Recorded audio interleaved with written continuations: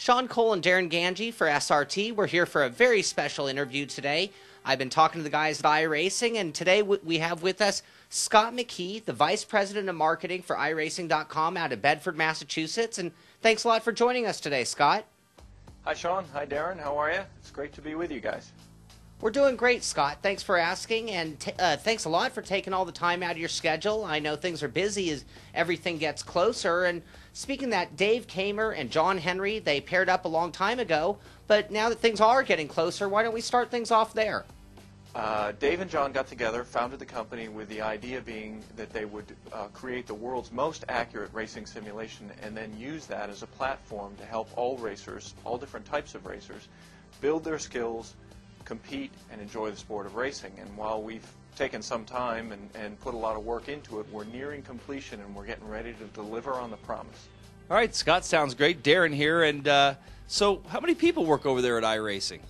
iRacing is about 40 people now. We've grown quite a lot in the last few months, and most of those people are working out of our offices in Bedford, Massachusetts, but some of them are scattered around the world, in particular the 2D and 3D artists who are helping us with vehicle modeling and the rest of the art and production work that happens behind the scenes to create the sim. Wow, that's quite a crew you guys got assembled there. So, next question I have for you. A lot of people are saying this is just a rehash of NASCAR 2003 season. The iRacing simulation is definitely not just an evolution of the NASCAR 2003 title. We started with the underlying code for NASCAR 2003, but that was really just the starting point. It was the beginning of development, and since that time, literally no portion of the code has been left untouched, and large portions of it are completely new. And really, iRacing.com is more than just the simulation as well. It is a comprehensive solution, an integrated arrive and drive service that includes all of the necessary infrastructure for internet racing, a professional sanctioning body, as well as a global community. Wow, man, that sounds pretty intricate or complicated. It is complex. Fortunately, all of the complexity is behind the scenes. We've been working very hard to make sure we take care of everything, that we think of all of that stuff, and that we make sure that our customers don't need to think about that. They can stay focused on the racing, building their skills, competing, and enjoying the sport. Well, that's certainly most important to us as a sim racer. Now let's move on to pricing. You guys laid out your pricing. There was definitely a mixed reaction in the community. I think everybody probably expected that when it was laid out. And I think some people are feeling they're going to be left out with the way that it's structured. How do you feel about that? The reaction to the pricing announcement was pretty much what we expected. A large portion of the community was very, very positive upon hearing the news of our pricing. There were a few people who expressed some initial concerns, but as more and more people get a better idea of all that our service will include, most of those concerns have kind of faded away. We do recognize that for some people we probably won't present the best option. We won't be the best value, and that's okay. We're not going to be all things to all people. We know we can't do that, so we're going to stay focused on what we can do well. And what we can do well is present a service, again, a comprehensive racing service, for $13 a month for a 12-month commitment. If you're interested in a more short-term commitment, try it out for $20 a month. And that $20 a month or the $13 per month full-year commitment will include all of the content that you need to get started racing, whether you are interested in ovals or road courses.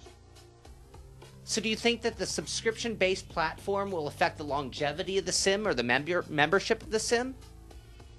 We really think that the subscription model is the best way to go. We're trying to build a community and to help internet racing become a legitimate, recognized branch of motorsport. The other benefit to having the subscription system is that it allows us to automatically distribute the most up-to-date version of the software, so everybody is on the same page, has the same software, and is ready to go racing when they want to. So while this approach may be a little bit different to what sim racers are used to, we really think it's the best way to go. All right, Scott, so we're ready to race. How do we get started? It starts at the public website. You visit our public website, iRacing.com, and then you can click on the subscribe button from there. Choose the subscription term that you would like, and input your credit card, and you will be seamlessly transferred over to the member site. At the member site, you'll land in what's known as the Quick Start Guide, and the Quick Start Guide will kind of walk you through the process of downloading the software, configuring your controls, configuring your graphics settings, and then it'll give you a little bit of information about the racing structure and how to use the website. And then from there, the world is your oyster. If you want to go testing, that's fine. You can go and immediately get on track and start testing. If you want to try competing right off the bat, you can try time trials, or you can actually get into the racing, practice, qualify, and join a race. And you'll start off as a rookie, but you have all of the content that you need, all of the cars and all of the tracks to begin as a rookie and begin competing right away. With a little bit of disciplined driving, you can very quickly move up to an advanced rookie, which is a slightly faster version of the oval and road course cars, a couple of other tracks in both cases, and it's a full 12-week season, so you can actually compete for a championship. If you decide to, then you can go on from there, depending on your level of drive and skill, and you can move up through the ranks through our graduated licensing program. Okay, so in some of your press releases, you mentioned iRatings. We're definitely both curious about that and how that's all going to work. The iRating is a predictive performance metric. It basically allows us to monitor how racers are doing in competition and then predict how they should do when they compete with others. And it's sort of like an ELO rating in chess or a golfer's handicap. The real important thing is that what it allows us to do is to put people together with similarly skilled racers and create great competition. Whether it's in a race, for instance, if more people want to join a race at a particular time than that track can support, we can divide up the race into multiple iterations. And you will be slotted in automatically into an iteration that should provide great racing, close competition, because all of the skill levels will be similar. Likewise, on a season-long basis, you'll be placed into a division which is populated by people who have similar iRatings, similar skill levels. So no matter how large the service grows, you'll still be able to compete and have a realistic shot at competing for race wins and for finishing well in the championship. All right, so we get the gist of the licensing program and the iRatings. So what if I want to drive one of these high horsepower cars right out of the box? Yeah, the licensing program is really structured because what we've found is that one of the biggest concerns in internet racing right now is people who crash a lot, reckless driving. So we wanted to minimize that, again, grouping skill levels, but also grouping people who are going to be similarly disciplined in terms of their approach to racing. The license progression that we have has a minimum participation requirement, and then we automatically track your safety rating based on the incidents that you incur as you go through your racing career. And we keep that updated constantly, and at the end of every 12-week season, you can move up to the next level. But because we know not everybody is going to want to stick around for a full 12 weeks and be able to commit that time, we have the opportunity for people to race up, as it were, running in a higher level, in more powerful cars on a broader array of tracks, assuming that they have demonstrated a level of discipline and safe driving at their lower level of license. So you can move up quite rapidly and experience those higher horsepower cars without having to wait. And of course, that's for competition. You also don't have to wait at all. If you want, you can go ahead and test any car on any track at any time. All right, Scott, so what's going to be the highest level of competition in the iRacing community? iRacing has been built to mirror racing in the physical world in just about every way. If you look in the racing in the physical world, of course, there are ladders, whether it's road racing or oval track racing, open wheel, sports cars, stock cars, that sort of thing. You can always progress up. You can move up to a higher horsepower car, faster, better skilled drivers, bigger tracks, and exactly the same thing exists in iRacing. I can't give you all of the details about the top levels of competition in iRacing, but you can pretty much fill in the blanks for yourself either by watching TV on Sundays or reading your favorite racing magazine. So exactly how will the iRacing dollar system work, and will I be able to compete to win iRacing dollars? And Could those dollars be used to buy more content? Ask any struggling racing driver and he'll tell you that prize money is great, but it really doesn't pay all the bills. iRacing will be structured in such a way that the prize fund will help move people through the system. Our goal is to encourage people and to assist them, support them as they progress in their racing career.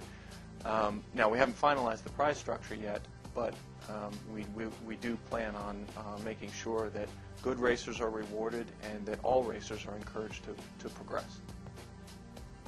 Okay, something that the community is really anxious to find out about. What about leagues, modding, individualization? Yeah, customization is an important part of the sport, and we recognize that. That's why the development team has built into the sim an easy way to customize your car, your helmet, and your driving suit. You can do it as often as you like. You can change it up, whatever you want to do. Now, if by individualization you mean private leagues, that's another aspect of it, and yes, we do plan on supporting that as well. We see that as a very important thing, and so we will incorporate that into the simulation, and we expect that iRacing will become a popular platform for private league racers in the future. Now, if by individualization you mean modding, it's probably not in the cards. The way that we build our cars and tracks, it just really wouldn't work out. But the good news is that the simulation community, the sim racing community, has already a very good solution for that. If that's the aspect of the sport that you're into, there's no reason to change your approach. Okay, so I see some kart tracks listed on the website. I'm an ex-kart racer. I'm very excited about that. Are we going to see karting in this sim? Karting will definitely be part of the service. We've already scanned some of the karting tracks. We haven't built a kart yet, but we will soon. And karting is not where it ends, and we'll actually be adding some other forms of motorsport as well. Drag racing is in our future. Dirt racing is in our future, as well as motorcycles. Motorcycles and drag racing? What? Man, oh my God, this is going to be insane. So, dude, what about RAM cheats? You know, stuff like that, security. I can't tell you all of the details of our security systems and our cheat detection. What I can tell you is that we have the ability to monitor all aspects of our software, including the portions of it that reside on our members' computers. And then when you combine that with our automated race control and the human element of our sanctioning body, we feel pretty confident that we can maintain a level playing field for all racers. So, Scott, you guys have any idea like what your membership's going to be, you know, numbers? It's hard to know how large the membership will grow. We've had a terrific response from all around the world, and we expect to grow a global community.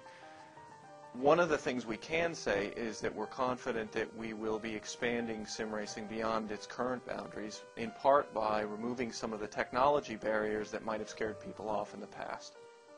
All right, Scott, my last question is something I've really enjoyed doing. What about spectating and broadcasting? As I said at the outset, Dave and John got into this with the idea being that we would help internet racing become a recognized, legitimate branch of motorsport. And like every other branch of motorsport, internet racing will have its attendant enthusiast media, whether that's on the web, on TV, in webcasts, or in magazines. Who knows? But all of that is coming, and we will be a legitimate branch of motorsport in everybody's eyes. Well, great stuff there, Scott. I got to thank you once again for joining us. You really opened our eyes. You cleared up a lot of the questions that people in the community had. And once again, thanks a ton for joining us here today. Thanks, guys. It was great to be with you, and we'll hope to give you an update soon.